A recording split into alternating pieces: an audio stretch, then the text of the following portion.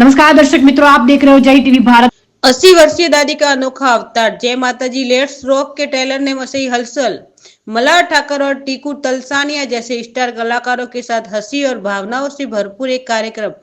आगामी फिल्म जय माताजी लेट्स रॉक की रिलीज की तारीख की घोषणा होने के बाद से ही लोगों में फिल्म देखने की उत्सुकता बढ़ गई है।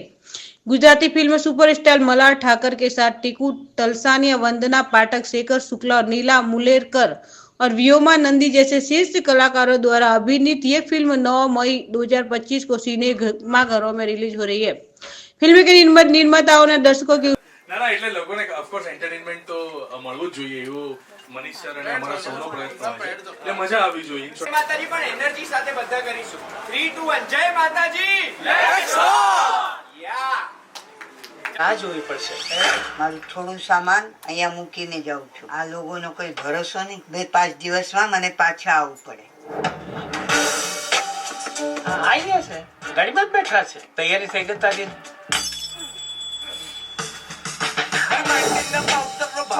ખોટું સરખું માર. આજના તાજા સમાચાર. સરકારે કાઢી નવી સ્કીમ, વૃદ્ધોને લાગી લોટરી. મારા બાપુજીને લઈ જવાના છે. એ તો ગુજરી ગયા ને. મારો રોલ નાના ભાઈનો રોલ છે. ટીકુભાઈ મારા મોટા ભાઈ છે અને બાકી જે બા છે એ તો તમે જોઈ રહ્યા છો. એમાં જય માતાજી લેટ્સ રોક બાની જ કમાલ છે બધી. હું નાના ભાઈનો રોલ કરું છું. થોડોક અલગ શેડ છે, થોડીક અલગ ફિલ્મ છે, થોડું અલગ પરફોર્મન્સ છે. ડેફિનેટ આવું ગુજરાતી ફિલ્મોમાં તમને કદાચ જોવા નહીં મળ્યું હોય, પણ આ ફિલ્મ થોડી હટકે છે અને ફૂલ એન્ટરટેનમેન્ટ છે. ભલે હટકે છે એટલે તમે એમ નહીં માનતા કે ઓફ બીટ અથવા તો કંઈક એક્સપેરિમેન્ટ ટાઈપની ફિલ્મ છે. ના, છે ટોટલી કમર્શિયલ ફિલ્મ અને લોકોને ખૂબ ગમશે એ મારી ગેરંટી છે. હું ફિલ્મમાં છું એટલે નથી બોલતો, એક કલાકાર તરીકે કહું છું. આ ફિલ્મના મેઇન દર્શકો કોણ હશે?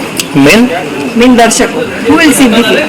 1 મહિનાનું બાળક જે જન્મ્યો એ થી 101 વર્ષનો જે બુઢો થાય એ બધા માટે આમાં મટીરિયલ છે. મટીરિયલ એટલે હકીકત છે અને વાર્તા સાથે વળાયેલી વાતો છે. એટલે ડેફિનેટ એટલે નાના બાળકથી લઈને મોટા લોકો સુધી બધા આ ફિલ્મમાં રિલેટ કરી શકશે પોતાની જાતને. ખાસ કરીને આટલા ઘણા વર્ષોથી તમે આ ફિલ્મ ઇન્ડસ્ટ્રી સાથે જોડાયેલા છો. આ ફિલ્મમાં શું લોકોને નવો મેસેજ આપશો? મેસેજ બહુ સુંદર છે કે આપણા મા બાપની આપણે આપણા મા બાપની આપણે કેર કરવી જોઈએ અને જેટલા પ્રેમથી એ લોકોએ આપણને ઉછેર્યા છે એટલા જ પ્રેમથી એ લોકોને વિદાય પણ આપવી અને ઉછેરવા જોઈએ. સામાજિક ઉપર આ ફિલ્મ છે, family orientation. It's a family comedy. તમને બહુ મજા આવશે, તમે હસશો and you laugh like anything. ફિલ્મનું ટાઇટલ જય માતાજી લેટ્સ રોક. હા, તો એક કોમ્બિનેશન છે ગુજરાતી ને ઇંગ્લિશ. તો એકચ્યુઅલી એ જસ્ટિફાઈ કઈ રીતે કરવું? એમ જસ્ટિફાઈ તો થઈ જશે ને. તમે ફિલ્મ જોશો એટલે તમને ખબર પડી જશે કે હુઝ રોકિંગ એન્ડ હુઝ જય માતાજી. બોલિવૂડ ફિલ્મ્સ પણ ખાસી કરી છે અને ગુજરાતી ફિલ્મ્સ પણ કરી છે. શું ડિફરન્સ છે ત્યાંના બોલિવૂડ કલ્ચરમાં ગુજરાતી ફિલ્મ ઇન્ડસ્ટ્રી? કોન્સેપ્ટમાં કંઈ ડિફરન્સ નથી. એવી ફિલ્મો ચાલે છે આપણી ગુજરાતીમાં પણ એવી જ ચાલે છે. શું છે see there is nothing different કે અમે કંઈક બહુ સોલિડ મેજિક કરી ગયા, પણ તમને હસાવશો અને સખત હસશો. તમે હસશો એટલે it's going to be a nice laughter right. બહુ જોરદાર અનુભવ, બહુ ધમાકેદાર. અને જય માતાજી લેટ્સ રોક અમે શૂટિંગ કરતા હતા ત્યારે પણ એટલી મજા આવી હતી. હવે તો રિલીઝ થવાની છે 9મી મે, એટલે ખૂબ એક્સાઇટેડ છીએ અને ઓફકોર્સ મનીષ સર જોડે કામ કરવાની મજા જ આવે છે અને આગળ બી અમે પ્લાનિંગ કરી રહ્યા છીએ. એટલે હોપફુલી લોકોએ જેટલી શોભાયાત્રાને વખાણી, જેટલી ઓલ ધ બેસ્ટ પંડ્યાને વખાણી, ઉમરોને વખાણી, જમકુડીને વખાણી, એવી ગુજરાતી ફિલ્મો જે લોકો સુધી પહોંચી રહી છે અને લોકો એન્જોય કરી રહ્યા છે, એવી જ રીતે જય માતાજી લેટ્સ રોક પણ 9મી મે આવે. તો ખાસ દિલથી વધાવજો, તમને ખૂબ મજા આવશે. આ ફિલ્મ શું મેસેજ આપે છે? આ ફિલ્મ મેસેજ એ છે કે take care of your family. એ એક સૌથી મોટો મેસેજ છે અને જે મેસેજ ઓફકોર્સ આપણા સૌ ગુજરાતીમાં 100માંથી 100 ઘરવાળા લોકોને એવું હોય કે દરેકે દરેક ગુજરાતી જો આ ફિલ્મ જુએ તો અમને એવું થાય કે આપણે આપણી ફેમિલીને ટેક કેર કરવી જોઈએ. ખાસ કરીને હવે ગુજરાતમાં ઘરડા ઘર વધી રહ્યા છે, તો એના વિશે શું કહેવા માંગો છો? ફેમિલીએ ધ્યાન રાખવું જોઈએ. એમાં ઘરડા ઘર તો એમાં શું છે, ઘરડા ઘરનો વિષય એટલો બધો એકદમ અઘરો છે કે તે લોકો સુધી આમ જવું ના જોઈએ એમ. એટલે હું તો એવું માનું છું કે ના જ થવું જોઈએ. ફેમિલી એકબીજાને ટેક કેર કરીને સંભાળવા જ જોઈએ. વૃદ્ધાશ્રમ એ આમ તો ખુલતા જ રહેવાના, કારણ કે એ તો કોઈને ખબર પડી ગઈ હશે કે ભાઈ આ તો લોકો આવવાના જ છે. પણ જો એ લોકો ના જાય, લોકો ના પહોંચે ત્યાં સુધી, એ સૌથી મોટી જવાબદારી આપણા સૌની છે.